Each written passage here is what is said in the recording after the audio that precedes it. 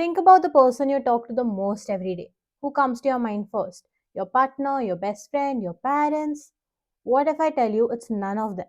The person you talk to the most every day is you. You know that tiny voice, the one that comments on how you look in the mirror, how you're doing on the project, or what you should have said in that one conversation 3 years ago, is the single most constant presence in our lives. And sometimes I catch that voice, I catch me being a hater to myself. Like, remember that time in 2016 when you walked right into the door after saying you too to the barista when he handed you a muffin? Yeah, I do. And I'm going to remind you of that at 2 a.m. when you're feeling anxious and can't fall asleep. This script is 98% good, which means it's 100% failure. If you don't find the right font for the thumbnail, you might as well delete the channel, Kuhu. They didn't laugh at the joke. Do they hate me? I'll have to find new friends all over again. Do I need to move to a new city? Guys, can we just eat something?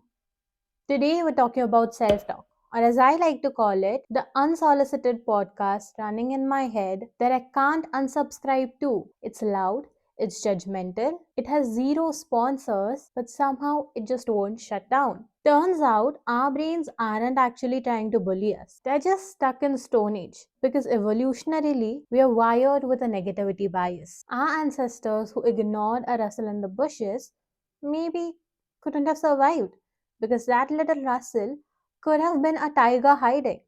The ones who assumed it would be a tiger, they definitely survived. And the ones who got kicked out of their groups risked freezing overnight. That's why social rejection is so hard on us even today. The problem is in 2026, the rustle in the bushes is a scene received on a text. The consequences of social rejection might not be as severe anymore, but to our brain, it still feels like life or death. It's like our brain is a overprotective, highly stressed out bodyguard running on caffeine. But then, how do we change the script? How do we stop being so hard on ourselves? We've all heard the advice talk to yourself like you're your best friend.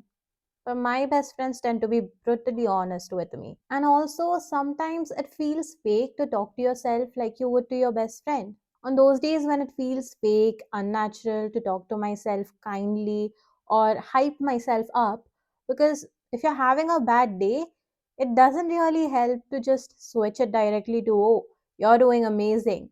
You've got this. I don't feel like I'm doing amazing right now. So here are two things I try instead. One is I've been practicing cognitive neutrality, where instead of jumping from I'm terrible to I'm amazing, I instead aim for I'm a person who made a mistake, or I'm a person who's experiencing a Monday.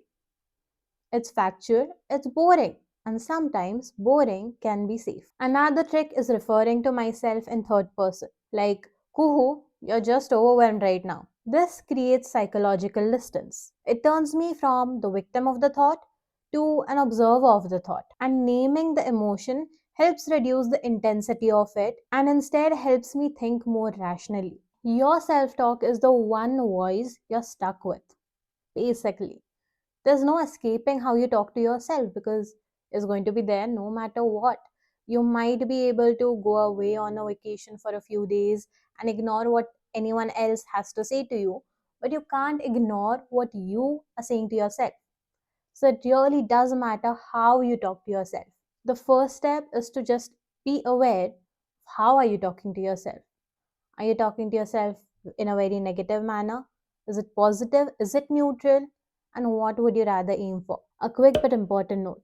If your self talk is overwhelming, chronic, or tied to severe trauma or anxiety, please know these techniques are not a substitute for professional support. If you're not sure who to approach, I'm going to link a video up here that explains the different mental health professionals and their roles. So hopefully it becomes a little bit easier for you to know who to approach. Now I'm going to go tell my Suzanne, relax. The sex script finally made it to the video. And let me know in the comments, what does your Susan usually complain and nitpick about? And if you found this video useful, make sure to like and subscribe for more. You can also find me on Instagram at @Kuhuverse. And if you like this video, I think you're going to like these two as well.